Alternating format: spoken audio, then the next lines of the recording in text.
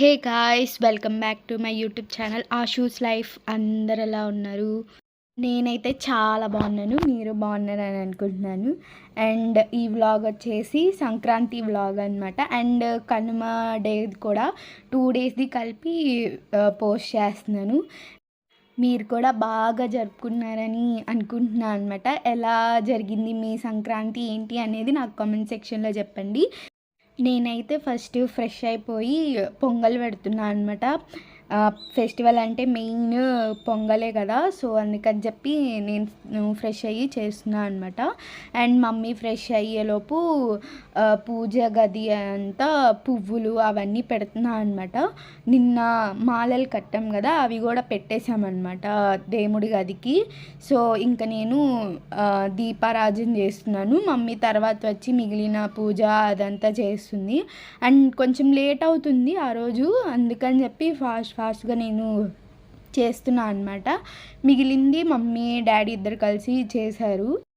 And ఆ రోజు అయితే దేవుడి దగ్గర బట్టలు పెట్టుకున్నాం అనమాట. సో ఆ బట్టలు ఇంకా తాతయ్యకి కూడా పెట్టుకున్నాము. చాలామందికి తెలిసిండిద్ది, సంక్రాంతి రోజు పెద్దవాళ్ళకి పెట్టుకుంటారనమాట. అలాగా మేము కూడా పెట్టుకున్నాము. అరిటాకుల్లో అయితే ఇంకా బాగుంటుంది, కొంచెం ట్రెడిషనల్గా ఉంటుంది అని చెప్పి అరిటాకులు తీసుకొచ్చాడనమాట డాడీ కూడా వెళ్ళి. అరిటాకుల్లో ప్రసాదం పెట్టిన తర్వాత తాతయ్య దగ్గర నాయనమ్మ వాళ్ళ ఇంట్లో పెట్టామన్నమాట. ఇది మేము నార్మల్గా మా పూజ గది దగ్గర బట్టలు పెట్టుకున్నాము. సంక్రాంతి అంటే మ్యాక్సిమం పెద్దవాళ్ళకి పూజ చేసుకోవటమే ఉండిద్ది. సో మాకు కూడా అదే. ఆల్రెడీ ఆ రోజు మార్నింగ్ జంగం దేవరాని వాళ్ళు వచ్చి పేరు మోయన అన్నీ తీసుకుంటారనమాట. బియ్యము అవన్నీ తీసుకొని మన పేర్లు చదివి మనకి అవన్నీ చేసి బొట్టు పెట్టి వెళ్తారనమాట. సో ఇవాళ మార్నింగ్ అది నేను క్లిప్ తీయలేదు, వచ్చారు అన్నీ ఇచ్చామన్నమాట వాళ్ళకి. అండ్ అలా ఇస్తే మన వాళ్ళకి ఇచ్చినట్లు అన్నీ అంటారనమాట, నాకు మమ్మీ చెప్పింది. సో ఇంకా పూజ అయిపోయింది అండ్ ఆశీర్వాదం తీసుకుంటున్నాం అనమాట. మేము కూడా తీసుకున్నాము. మేము తీసుకున్నప్పుడు వీడియో తీయలేదు. అండ్ ఇంకా తాతయ్య కోసం అని చెప్పి అక్కడ పెట్టాలి కదా ఫోటో ముందు, సో అందుకోసం అని చెప్పి అన్నీ చేసిన ఐటమ్స్ కొంచెం కొంచెం పెడుతుంది.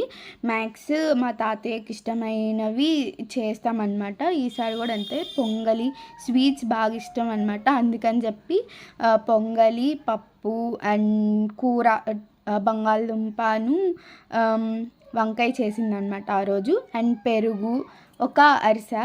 మా తాతయ్యకి స్వీట్స్ అంటే చాలా ఇష్టం, అందుకని చెప్పి అరిసె కూడా పెట్టామన్నమాట. ఇది తీసుకెళ్ళి ఫస్ట్ తాతయ్య ముందు పెట్టి ఆ తర్వాత తీసుకెళ్ళి పైన పెడతాము.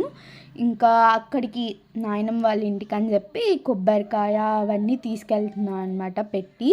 ఇంకా అక్కడికి వెళ్ళాక నీట్గా డాడీ అన్నీ చేస్తున్నాడు అనమాట. కడ్డీలు అవన్నీ, సాంబ్రాణి అవన్నీ వేసి ఆల్మోస్ట్ 2-3 ఇయర్స్ నుంచి ఇలానే చేసుకుంటున్నాము ఎవ్రీ ఇయర్. అండ్ నాన్న బట్టలు కూడా అక్కడ పెడతామన్నమాట, డాడీవి అండ్ మా తమ్ముడివి. సో ఇంకా పలహారం అవన్నీ ఇంకా అందరం ఒక్కొక్కళ్ళం వెళ్ళి సాంబ్రాణి వేసి దండం పెట్టుకున్నాం అనమాట.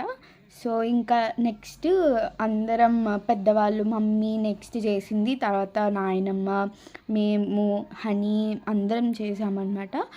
మా సంక్రాంతి అయితే మ్యాక్స్ ఎవ్రీ ఇయర్ ఇలానే జరుగుతుంది. ఇంతకు ముందు అయితే నార్మల్గా పూజ చేసుకునే వాళ్ళం.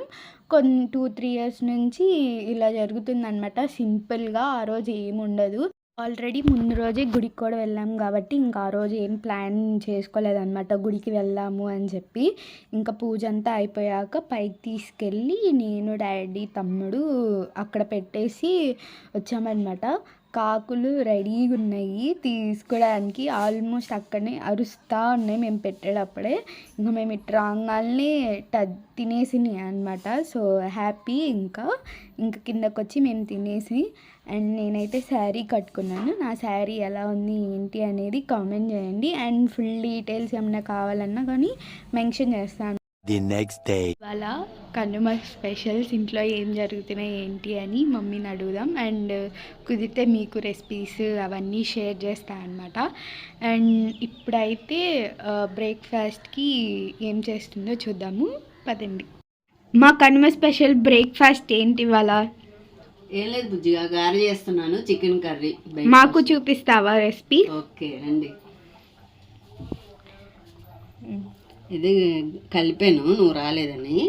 గారెపిండి మినపప్పు నానబెట్టి వేసాను. ఇది ఉల్లిపాయ, పచ్చిమిరపకాయ, కొత్తిమీర, పుదీనా వేసాను. కొంచెం సాల్ట్ వేసుకొని కలుపుకోవడం ఇంకా అంతే. చూసారు కదా, మమ్మీ అయితే గారెపిండి వేసిందనమాట. సో ఇవాళ బ్రేక్ఫాస్ట్కి గారెలు అండ్ చికెన్ కర్రీ కూడా అవుతుందన్నమాట. నార్మల్గా అందరు అలా చేసుకుంటున్నాను, మేము అలాగే చికెన్ కర్రీ చేసుకున్నాం అనమాట. సో చికెన్ కర్రీ అంటే మ్యాక్స్ అందరు గారెలే ప్రిఫర్ చేస్తారనమాట, మేము కూడా అంతే.